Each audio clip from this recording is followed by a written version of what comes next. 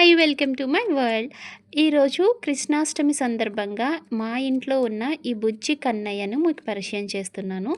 ఈ కృష్ణుడి గురించి ఒక చిన్న స్టోరీ అయితే ఉంది. ఈ కృష్ణుడు మా ఇంటికి ఎలా వచ్చాడు, ఈ బుజ్జి కన్నయ్య గురించి అయితే మీకు చెప్తున్నాను. ఇది మా అమ్మాయికి వాళ్ళ డ్యాన్స్ టీచర్ ప్రజెంట్ చేశారు.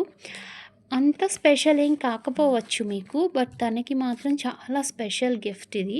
ఎవ్వరికీ ఇవ్వకుండా తనకి మాత్రమే ఇచ్చారు అని చెప్పి చాలా హ్యాపీగా ఫీల్ అవుతుంది. అండ్ దీన్ని చాలా జాగ్రత్తగా చూసుకుంటుంది. ఈ బుజ్జి కన్నయ్య అంటే ఇంట్లో అందరికీ చాలా ఇష్టం.